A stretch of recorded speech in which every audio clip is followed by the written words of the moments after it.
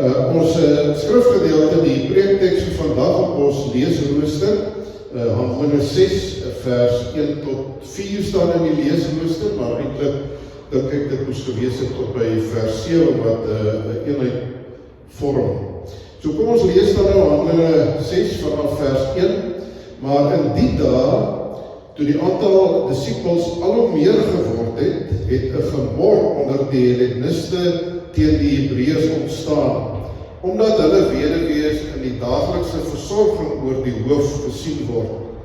Die 12 het daarop die hele groep disippels bymekaar geroep en gesê, dit is nie goed dat ons die woord van God verwaarloos om aan die tafels diens te verrig nie. Broers, soek dan 7 mans onder julle, van goeie getuienis en vol van die gees en van wysheid, wat ons vir hierdie taak kan aanstel. En ons sal ons dan toelê op gebed en die bediening van die woord. Die voorstel het by die hele groep 'n byval gevind, en hulle het vir Stefanus vol van geloof en die Heilige Gees, en ook Filippus, Prochorus, Nikanor, Timon, Parmenas en Nicolaus, 'n proselyt uit Antiochië, gekies. Hulle het hierdie manne aan die apostels voorgestel en die apostels het vir hulle gebid en hulle die hande opgelê. En die woord van God het versprei en die aantal disippels in Jerusalem het aansienlik vermeerder en 'n groot menigte priesters het aan die geloof gehoorsaam geword. Wanneer 'n mens kyk na die kerk van die Here Jesus Christus, dan dink 'n mens baie dikwels dat die bedreigings wat die kerk in die gesig staar, is waarskynlik dan as ons maar so bietjie verder kyk as hier rondom ons, is die vervolging wat daar teen die kerk van die Here is, reg oor die hele wêreld heen, is die kerk in vervolging, veral in baie van die Arabiese lande en Oosterse lande, is dit so dat elke liewe dag van ons lewens is daar regtig kinders van die Here wat by getalle doodgemaak word vir hulle geloof en baie van hulle selfs deur hulle eie familie doodgemaak word omdat hulle tot geloof in die Here Jesus Christus gekom het. En daar's baie ander maniere wat ons ook praat van die vervolging van die kerk, ander uitdagings van die kerk van die Here in die oë staar, en seker in hierdie tyd waarin ons vandag lewe, die hele wêreld, die hele klimaat waarin ons leef, is die van sekularisme, van verwêreldliking, waar binne God nie meer regtig 'n plek het en 'n rol speel nie. En ons kan so 'n klomp dinge bymekaar bring en noem, wat ons dink is dinge wat vir die kerk 'n bedreiging is. En dan miskien nader aan onsself ook, die vermindering in getalle en die finansiële uitdagings wat ons baie keer as gemeentes, kleiner gemeentes ook in die oë kyk, kan vir ons wees die dinge wat ons sê, maar hierdie goed is goeders wat die kerk van die Here bedreig en wat vir die kerk van die Here gevaarlik is, hierdie tipe van omstandighede waarbinne ons onsself bevind. Maar wanneer ons nou lees dit wat ons vanoggend hier gelees het in Handelinge hoofstuk 6 van die eerste gemeentes wat daar in Jerusalem tot stand gekom het na Pinksterdag en daar die 3000 mense daar tot bekering gekom het, is nie dieselfde as wat ons nou so dink, hier is nou die tipe gevare wat daar vir die kerk van die Here is. En natuurlik, daar was ook vervolging en al daai goed, en dit het op 'n later stadium gebeur. Maar een van die eerste goedes wat gebeur in die eerste gemeente daar in Jerusalem, is dat die bedreiging wat die kerk het en belewe, is nie 'n bedreiging wat van buite afkom. Die bedreiging, die gevaar vir die kerk, is binne in die kerk, waar daar gelowiges is, wat op 'n manier mekaar miskyk, en waar daar spanning ontstaan, 'n krisis ontstaan, binne in die eerste gemeente, binne in die gemeente. Nie iets wat van buite afkom nie. Ons het daar vers 1 gelees, maar in die dae, toe die aantal disippels al hoe meer geword het, het 'n gemor onder die Helleniste teen die Hebreërs ontstaan, omdat hulle weduwees in die daaglikse versorging oor die hoof gesien is. So, hier vind ons hierdie gemeente, dit is een gemeente, dit is nie twee verskillende gemeentes of twee verskillende kerke nie. Maar in hierdie gemeentes is daar hierdie twee groepe mense wat daar is. Die Helleniste, dit is, en al twee hierdie groepe is Jode, die Helleniste en die Hebreërs. Die Helleniste was Jode gewees, wat Grieksprekend was. Ons weet dat met die feit dat die Here sy volk in ballingskap weggestuur het vir 70 jaar, toe die volk begin terugkeer het na die land Israel toe, was daar net 'n sekere groep, hoofsaaklik Jode, Judeërs gewees, wat teruggekeer het na die beloofde land toe. Maar van die stamme van Israel, wat ook in ballingskap was, hoor ons eintlik vreeslik min, en wat ons nou later agterkom in die geskiedenis, is dat die baie van die Jode het versprei geraak oor die hele bekende destydse wêreld wat daar was. En so was dit dat daar Jode in ander lande gewoon het, en ander tale geleer het, en ander kulture geleer het, en hierdie Helleniste waarvan hier nou gepraat word, is ook Jode, wat hulle afkoms betref, maar hulle is mense wat in ander kultuursomstandighede geleef het, omdat ander volkere, en daar het hulle die gewoontes van daardie volkere geleer, en die taal van daardie volkere geleer, en dan in hierdie geval die klompie daar in hierdie eerste gemeente van Griekse afkoms ergens. En daar was 'n terugtog in 'n sekere sin, van hierdie Jode wat in die verstrooiing geleef het. En party van hulle het op die einde, na hierdie lang draai wat hulle gemaak het, onder ander volkere en tale, op die einde toch teruggekeer na Jerusalem toe, en daar het dan ook van hulle tot die geloof in die Here Jesus Christus gekom. En was hulle deel gewees van die gemeente daar in Jerusalem.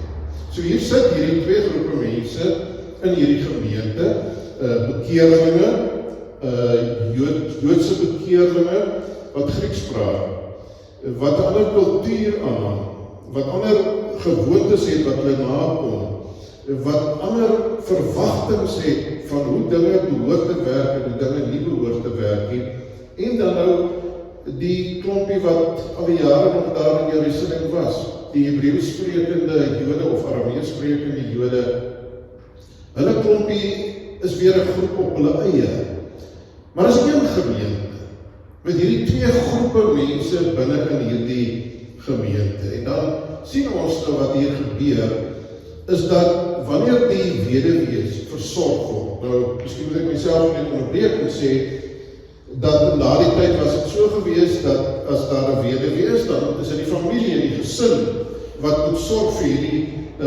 familielid, van hulle, wat sy man dan nou oorlede is. En as daar nie familie is nie, dan het dit die verantwoordelikheid geword van die gemeenskap. En onder hierdie klompie Christene wat daar by mekaar was in die eerste gemeente, was daar dan ook hierdie versorging gewees van die weduwees wie nie families gehad het, wat hulle kon omsien of vir hulle sorg nie. En uiteindelik het dit daartoe gelei dat daar eintlik op jou en dan ook twee groepe weduwees was. Die Grieksprekende weduwees en die Hebreësprekende weduwees. En uiteindelik het dit nou meegebring dat hier het nou 'n klagte gekom by die apostels om te sê maar die weduwees wat nou Grieksprekend is, dit lyk asof hulle bietjie anders behandel word. Dit lyk asof die Hebreësprekende weduwees so bietjie voorkeur geniet en daarmee op dieselfde manier, dieselfde toewyding, dan ook gekyk word na die Grieksprekende weduwees. Nou, die grootste gevaar hier is nie, en as ek nou probeer kyk na dit wat Lukas se bedoeling ook was met hierdie verhaal wat hy vir ons hier opteken, lyk dit nie asof die probleem was dat hier mense was wat nou noodwendig hongerig gelei het en die kos heeltemal glad geen kos gekry het nie. Of dat hulle noodwendig minder kos gekry het nie. Dis nie waarop Lukas die aandag wil vestig in hierdie gedeelte wat ons geleef het nie, wat ons gelees het nie. Maar Lukas wil hier vir ons dit uitwys dat die evangelie van die Here Jesus Christus en dit wat die evangelie in 'n mens se lewe doen en die teenwoordigheid van die Here Jesus Christus deur sy Gees in 'n mens se lewe en hoe dit jou lewe raak en jou lewe verander, dat dit op 'n manier ongeloofwaardig kan word deur die manier hoe daar binne in die kerk teenoor mekaar opgetree word. Waar die Here Jesus teenwoordig is, waar hy deur sy Gees mense se lewens beheer, word daar op 'n bepaalde manier teenoor mekaar opgetree. Tree mense teenoor mekaar op, ongeag die verskille wat daar tussen hulle bestaan. Is die fokus nie op die verskille wat bestaan nie, maar is die fokus op dit wat die Here Jesus Christus binne in ons doen en uiteindelik ook vir ons vir mekaar laat doen. So die grootste gevaar, like dit vir my broers en susters, wanneer ek na hierdie gedeelte kyk, is dat die evangelie van die Here Jesus Christus ongeloofwaardig kan word vir mense daar buite. Dat hulle, dit lyk asof die evangelie nie regtig verskil maak in die mense van in die lewens van mense wanneer hulle in die kerk inkyk nie. En die grootste gevaar, lyk dit vir my, vir onsself, is dat ons op die ou end kan begin praat van ons kerk, ons gemeente. En waarom sê ons kerk en ons gemeente, ons saam daarmee as het ware 'n duidelike streep, 'n duidelike sirkel rondom ons trek. Dis ons kerk, dis ons gemeente. Uiteindelik ook dan nou natuurlik, is dit ook ons wat besluit. Hoe word daar in hierdie gemeente gehandel? Wat gebeur in hierdie gemeente en wat gebeur nie in hierdie gemeente? Die gevaar wat bestaan is dat ons die kerk vir onsself toeëien, terwyl die kerk nie ons kerk is nie. Maar die kerk is van die Here Jesus Christus. Dis sy kerk. Dis wat kerk wees beteken, is die mense wat aan die Here behoort. Die mense in wie se lewens die Here in is wat die rigting aangee. En dit is toch so, en ek dink nie, 'n mens kan dit ontken nie, ek dink wanneer 'n mens maar terugkyk, in die geskiedenis ook, dan sien 'n mens die tekens daarvan, van hierdie toeëiening van die kerk, wat daar, wat plaasvind. En nou, lyk dit vir my, hierdie gedeelte wil op 'n manier, op daai vlak, vir ons aanraak, waar ons dit so vir onsself toeëien. Die klagte van die Grieksprekende weduwees wat dan nie genoegsame versorging ontvang het, of genoegsame aandag ontvang het nie. Wanneer dit by die apostels kom, dan sien ons dat die apostels daarna luister, dat hulle onderskeidend optree om te sê wat is hier besig om te gebeur, en dat hulle op die ou end dan daardie verantwoordelikheid deel, om te sê, maar ons as apostels, ons kan nie by al hierdie dinge gelyktydig uitkom nie, en ons sien dat ons besef ook nou, dat hier het dalk nie genoeg aandag by die Grieksprekende weduwees uitgekom nie, en ons wil nou 'n plan maak daarmee. So die apostels word nie platgevee met hierdie krisis wat daar is nie, hulle handel daarmee, hulle tree op, hulle laat nie die verdeeldheid toe nie, maar hulle spreek daai verdeeldheid spreek op 'n baie praktiese manier aan. En sê, maar kom ons kies dan nou mense wat hulle self daarop kan toespits. Want ons wat die apostels is, ons primêre taak is om die woord te verkondig, is om met die gebede besig te wees. Maar kom ons kies dan nou mense wat spesifiek toegespit sal wees daarop, om te kyk dat daar nie verwaarlosing is tussen Grieksprekende en Hebreeuwsprekende lidmate in die gemeente nie. En dan is die interessante ding as 'n mens nou kyk na hierdie oplossing wat die apostels op die ou end gee, is dat die apostels op die ou end nou, dat die mense, daar word op die ou end mense aangewys, en al die mense wat daar genoem word, ons later, as ons terugkyk daarna, dan lyk dit vir ons, dit was die eerste diakens wat hier so aangewys is. Maar dit is allemaal Griekse name. Grieksprekendes wat nou aangewys word om na die Grieksprekendes om te sien. 'n Vreeslike praktiese oplossing wat daar nou is. En die gevolg daarvan, dat hierdie gemeente die verskeidenheid wat daar bestaan, die uitdagings wat daar binne in hulle as 'n gemeente bestaan, hoe dit op die ou end hanteer word, dat daar nie tweespalt ontstaan, dat daar nie verdeeldheid getroetel word binne die gemeente van die Here nie. Sien ons op die ou end dat dit lei tot 'n bepaalde gevolg, en vers 7 wat in 'n sekere sin dan, dink ek, op die ou end die fokus van hierdie gedeelte is. Die woord van God het versprei, en die aantal disippels in Jerusalem het aansienlik vermeerder, en 'n groot menigte priesters het aan die geloof gehoorsaam geword, selfs priesters, 'n groot menigte priesters het tot geloof gekom, en die woord van God het bly uitbrei.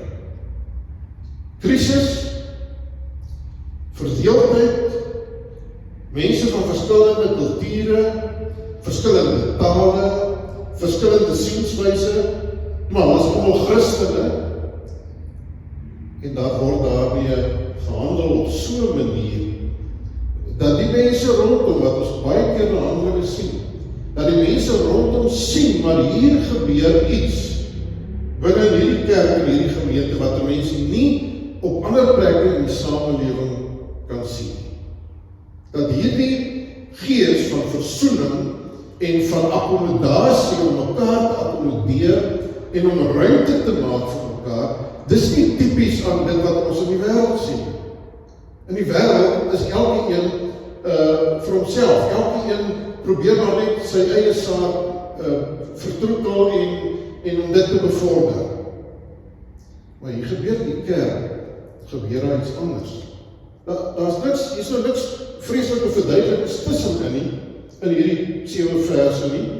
Die probleem word gestel, die probleem word aangespreek, maar dan sonder die resultaat is die groei van die kerk. Die kerk groei.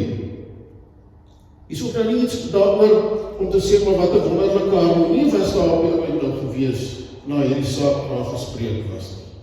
Lukas beweeg onmiddellik na die groei van die kerk. En wanneer 'n mens in die res van Handelinge sien, dit lees, dan sien 'n mens by herhaling dit raak, dat daar bepaalde krisisse ontstaan, en dat na die hantering van die krisisse, dat die kerk groei in getalle.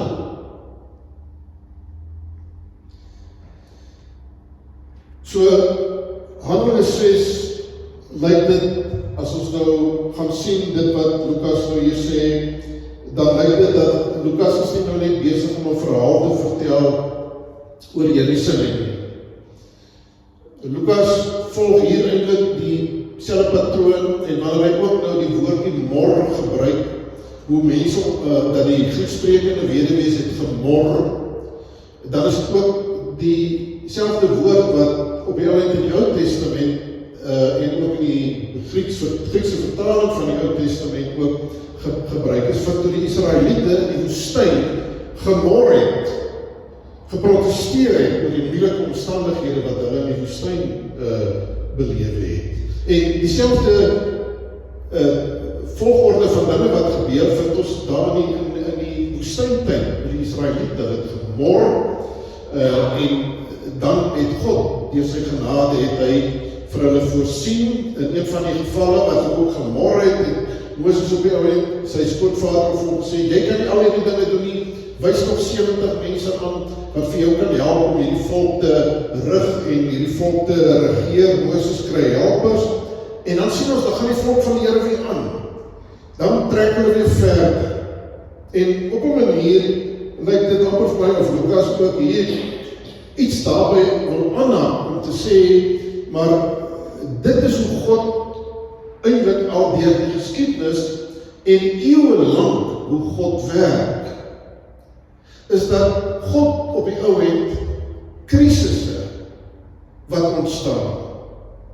Potensiële konflik, verdeeldheid, agteruitgang, dat God daardie tipe van situasies, dat hy dit gebruik, sodat sy saak op die ou end vorentoe sal gaan. Wat volg in die res van Handelinge is dat Stefanus, die eerste diaken wat hier genoem word, wat aangewys is dat hy gestenig word, daar vind vervolging plaas onder die Christene in Jerusalem, hulle moet vlug, krisis, hulle vlug, wat gebeur, die evangelie gaan op die ou end die wêreld in, waar hulle ook al kom en waar hulle heen vlug, daar dra hulle die evangelie saam met hulle. En daar kom mense tot bekering, kom mense tot 'n kennis van die Here Jesus Christus, word hulle verlos, ontvang hulle die ewige lewe uit genade uit.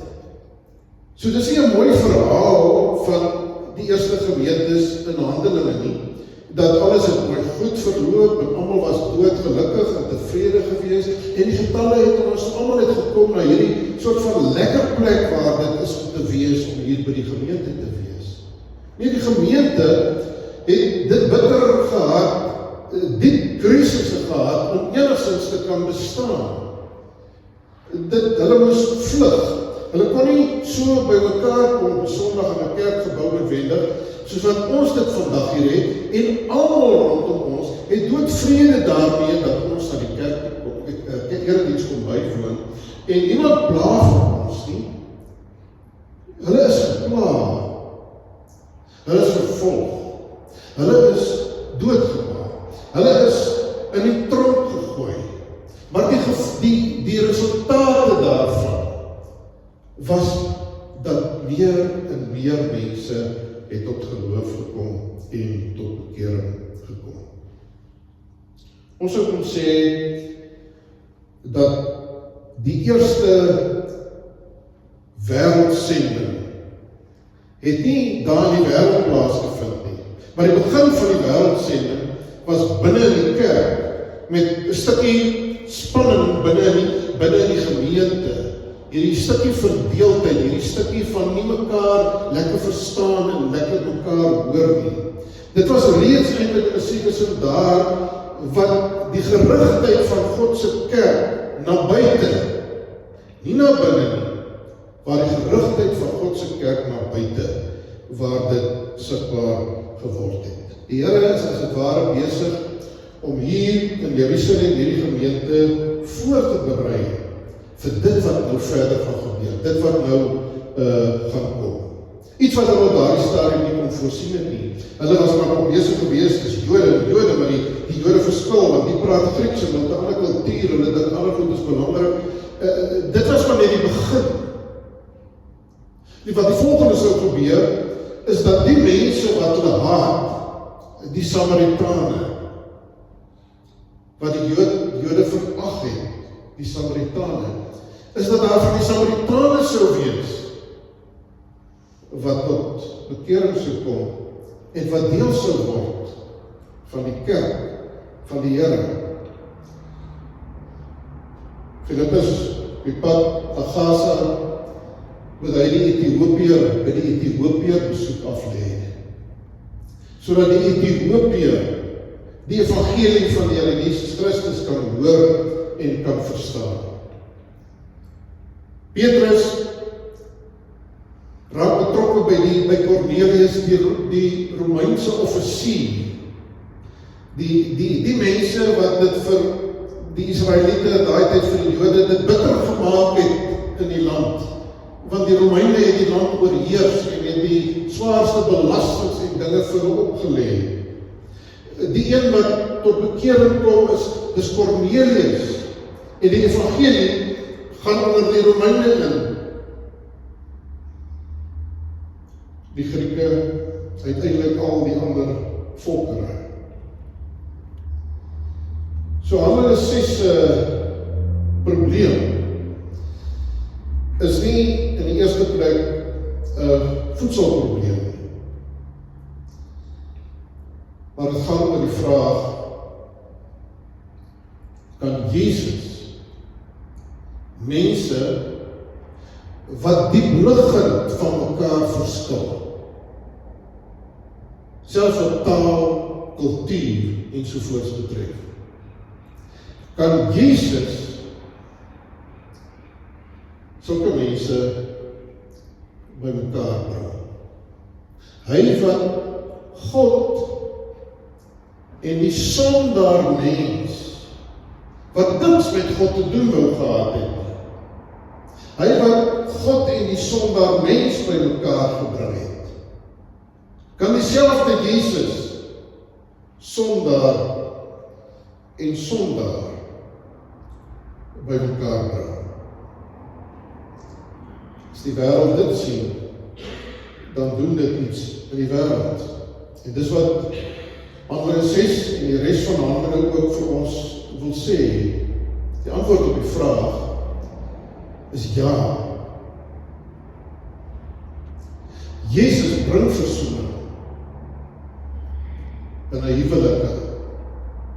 Jesus bring versoening waar mense mekaar afgeskryf het, waar mense niks meer met mekaar te doen wil hê nie. Hy bring versoening waar mense se geaardhede absoluut wyd uiteenlopend is.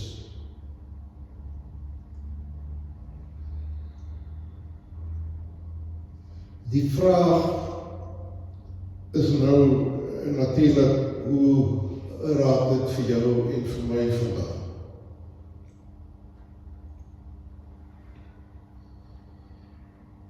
Ons gemeente sien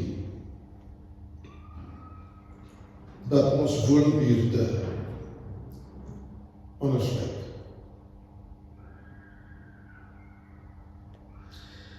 Ons sien dat ons skole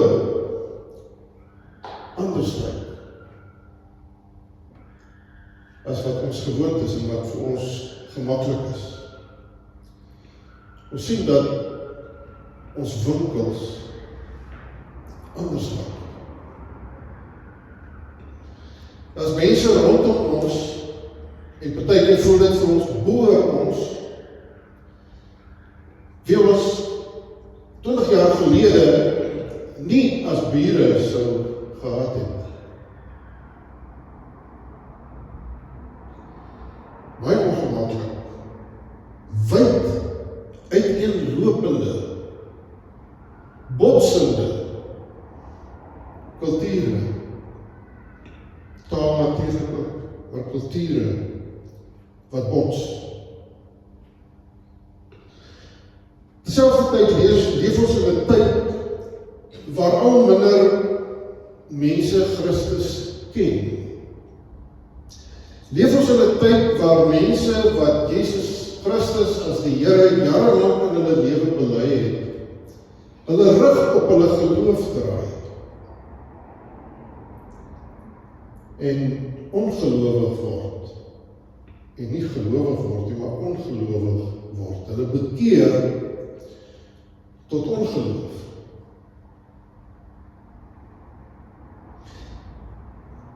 Die vraag, dink ek vanmôre, wat vir ons gevra word, is, wat sien ons as gemeente van die Here, as gemeente van Daardie? Wat sien ons? Wat is besig om te gebeur rondom ons, binne ons? Sien ons net verandering wat plaasvind? Kerke wat leer loop, omgewing waarbinne mens leef wat vir jou in sekere sin al meer onsmaaklik raak? Of sien ons God se sending? Nou sending beteken om gestuur te word. Sien ons dat God sy klein groepie mense in 'n gemeente, dat hy hulle stuur? Handelinge 6 sê vir ons dat hierdie Grieksprekende weduwees is nie 'n ongeluk nie. Hierdie Griekse gelowiges tussen die Joodse, tussen die Hebreëse gelowiges, is nie 'n glips nie. Dit was deel van met sy kerk. Soos ons gesê het, as ons terugkyk in die geskiedenis in van hoe God te werk gaan, is dat God voortdurend deur krisisse en uitdagings op die oomblik groei bring. Nie net op die individuele vlak as kind van die Here nie, maar ook binne sy kerk en binne sy gemeente. Die omstandighede waarbinne ons onsself bevind, broers en susters, moet ons vir onsself eintlik maar die vraag afvra, is dit nie God se volgende hoofstuk vir hierdie gemeente nie?